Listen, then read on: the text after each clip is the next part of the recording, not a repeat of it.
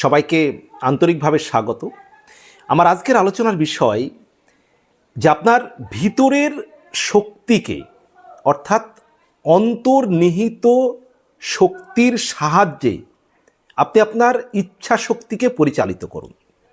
সেটা কিভাবে? আমাদের প্রত্যেকের ভিতরে অর্থাৎ আমাদের একটা অন্তর্নিহিত শক্তি রয়েছে ভিতরে।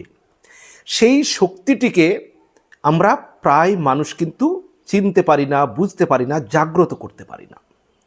যে অন্তর্নিহিত শক্তি রয়েছে আমাদের ভিতরে, সেই শক্তিকে জাগ্রত করতে না পারার কারণে আমাদের যে ইচ্ছা শক্তিকে সেটাকে আমরা সঠিকভাবে পরিচালনা করতে, উপস্থাপন করতে পারি না। কিন্তু যখন যেদিন আপনি আপনার ওই যে অন্তর্নিহিত শক্তির দ্বারা আপনার ইচ্ছা শক্তিকে পরিচালিত করতে পারবেন, ইচ্ছা শক্তিকে বাস্তবে রূপদান করতে পারবেন, সেদিন বুঝতে পারবেন যে আপনার ভিতরে একটা চরম শক্তি একটা লুকায়িত অবস্থায় কিন্তু আছে বা ছিল। এখন যে কোনো কাজ করতে গেলে আপনার ভিতরে একটা ভয় ভয় ভাব করবে। এই যে এই ভয় ভয় ভাব, একটা দোটানা ভাব করবে, পারবো কি পারবো না, এই যে ভয়টাকে জয় করবে কিন্তু আপনার যে অন্তর্নিহিত শক্তি অর্থাৎ আপনার ভিতরের যে শক্তি, সেটা দিয়েই কিন্তু আপনাকে জয় করতে হবে।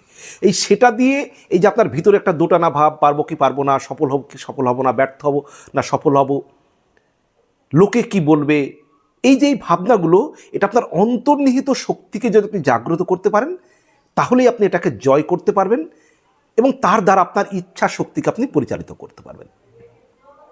আবার আপনি যে কোনো একটা কাজ করতে যাবেন, মানুষ সমালোচনা করবে, সে ভয় আপনার ধরুন মনে মনে একটা থাকবে যে মানুষ কে কি বলবে।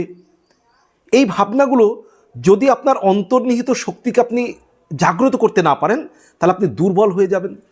এই দুর্বল হয়ে যাওয়ার ফলে কি হবে, আপনার যে ইচ্ছা শক্তি বা আপনার যে ভাবনা চিন্তা, আপনার যে সৃজনশীল ক্ষমতা, উদ্ভাবনী ক্ষমতা, আপনার কিছু করার যে একটা ভাবনা, সেই ভাবনাটা দুর্বল হয়ে যাবে। অর্থাৎ সমালোচনার ভয়ে, কে কি বলবে সেই ভয়ে আপনার ইচ্ছা শক্তি দুর্বল হয়ে যাবে। কিন্তু যদি আপনি আপনার এই অন্তর্নিহিত শক্তি অর্থাৎ আপনার ভিতরের যে শক্তি, একটা জাগ্রত যে একটা শক্তি রয়েছে, তাকে যদি আপনি জাগ্রত করতে পারেন আপনার ভিতর থেকে, আপনার হৃদয় থেকে, প্রত্যেকের ভিতরে রয়েছে, তাহলে দেখবেন আপনি সমস্ত বাধা বিঘ্ন জয় করে আপনার যে ইচ্ছা অনুযায়ী আপনার ইচ্ছা শক্তিকে আপনি পরিচালিত করতে পারবেন স্বাধীনভাবে, মুক্তভাবে।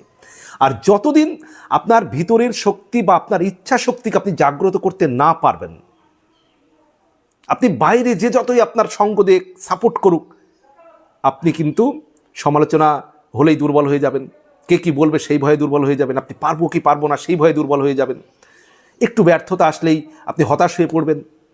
যদি আপনার ওই অন্তর্নিহিত শক্তি বা ভেতরের যে শক্তি রয়েছে আমাদের প্রত্যেকের মধ্যে, সেটাকে আপনি বুঝতে না পারেন, চিনতে না পারেন এবং সেটাকে যদি আপনি জাগ্রত করতে না পারেন, তাহলে আপনার ইচ্ছা অনুযায়ী, ইচ্ছা শক্তি অনুযায়ী আপনি নিজেকে পরিচালনা করতে পারবেন না। তাই আপনার ভিতরের ইচ্ছা শক্তিকে, অভ্যন্তরীণ যে শক্তি, সেটাকে আপনি জাগ্রত করুন। তাহলে দেখবেন আপনি স্বাধীনভাবে ইচ্ছা শক্তিকে, আপনার ইচ্ছাকে আপনি পরিচালনা করতে পারবেন। ভিডিওটি ভালো লাগলে অবশ্যই লাইক, কমেন্ট এবং শেয়ার করার অনুরোধ রইল।